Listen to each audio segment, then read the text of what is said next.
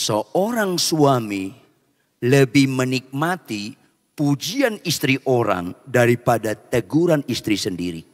Karena nggak jelas kerohaniannya. Bapak-bapak lihat saya. Anda sama sekali nggak ngerti rohani. Kalau Anda lebih tertarik pujian istri orang daripada teguran istri sendiri. Kan rusak nilai Anda begini. Kenapa? Halo, istri orang kalau muji saya, kan gak berangkat dari mengenal saya. Istri orang kalau muji saya, Pak Ridwan, Bapak itu sabar. Enggak Bu, jangan ngomong gitu. Ibu gak kenal saya. Jadi bapak-bapak kalau dipuji istri orang langsung mentahkan. Supaya kau cerdas. Yang cerdas katakan amin. Malam sunyi senyap nih.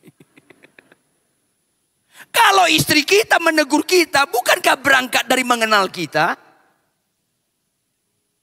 Mana pernah berbobot pasangan orang lain memuji kita? Mana pernah berbobot? Karena mereka nggak mengenal kita. Ibu-ibu, Anda nggak ngerti rohani kalau Anda menikmati pujian suami orang. Dan pura-pura nggak nyambung. Kalau ada suami orang bilang, Bu, ibu itu keibuan lemah lembut, terus Anda nikmati, itu kesurupan. Tolong tersinggunglah. Akhirnya ibadah kita hanya sekedar ritual tanpa spiritual. Hanya kegiatan tanpa nilai-nilai rohani. Makanya tujuannya apa? Supaya ada pembaruan cara sudut pandang. Tujuannya apa? Supaya konsep nilai kita berubah. Tujuannya apa? Supaya mindset dan tujuan hidup kita berubah. Kita dapat membedakan manakah kehendak Allah Bapak Ibu. Fokus kita kehendak Allah. Bukan kehendak kita. Makanya jangan Anda anggap orang beriman. Saya beriman sakitku sembuh. Itu bukan iman Bapak Ibu. Ubah mindset Anda tentang iman. Beriman itu bukan bicara menerima. Beriman itu bicara berlakunya kehendak Allah dalam hidup kita. Kalau Anda berdoa, Tuhan, saya tidak ragu kau bisa menyembuhkan saya. Tetapi Tuhan, jangan kehendakku yang jadi, kehendakmu yang jadi. Itu beriman. Nggak ada amin. Karena selama ini tanpa sadar kita bicara iman, bicara cocok dengan kita atau tidak. Bukan cocok dengan Tuhan atau tidak.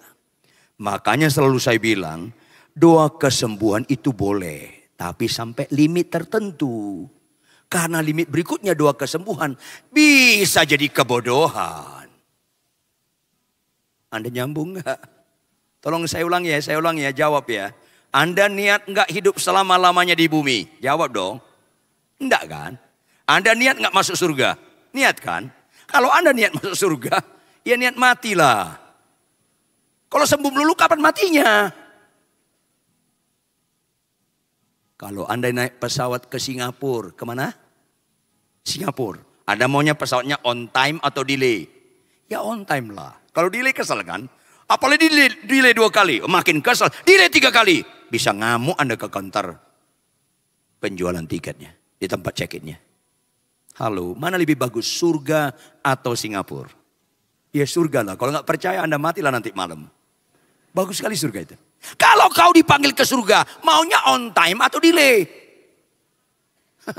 Lucu-lucu sedih kadang Kristen ini.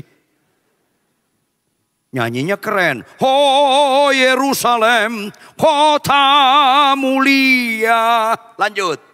Hati. Apa kata malaikat? Bohong. Rindu kok sembuh melulu. Kapan naiknya lo ke surga? Artinya Bapak Ibu, fokus kita bukan soal sakit sembuh. Fokus kita bukan pemulihan ekonomi. Fokus kita melakukan kehendak Allah mulai dengan yang sederhana. Apa yang baik. Dilanjutkan. Apa yang berkenan kepada Allah. Dan yang terakhir. Dan apa yang sempurna. Mana pernah Anda mengerti Allah itu dahsyat dan besar kalau Anda tidak melakukan hal-hal yang berkenan kepada Dia? Mana pernah kita mengakui Allah itu dahsyat dan besar kalau kita tidak serupa lagi seperti Kristus yang sempurna? Halo, Kalau Anda menganggap Allah itu besar membuat orang lumpuh berjalan, bukankah iblis juga bisa jadi besar karena iblis pun bisa menyembuhkan orang lumpuh jadi berjalan? Jangan ragu, Tuhan bisa menyembuhkan. Tetapi itu bukan menunjukkan dia besar. Menunjukkan Allah itu besar. Kalau kita yang pembohong bisa jadi jujur. Kalau kita yang sombong jadi bisa rendah hati. Kalau kita yang pemarah bisa lemah lembut. Kalau kita yang sulit berkorban jadi suka berkorban karena penuh dengan kasih. Kalau kita, hidupku bukan aku lagi melainkan Kristus dalamku. Itu satu-satunya statement hidup yang berbobot. Kau mengakui Allah itu dahsyat dan mulia. Tepuk tangan yang keras. Yes.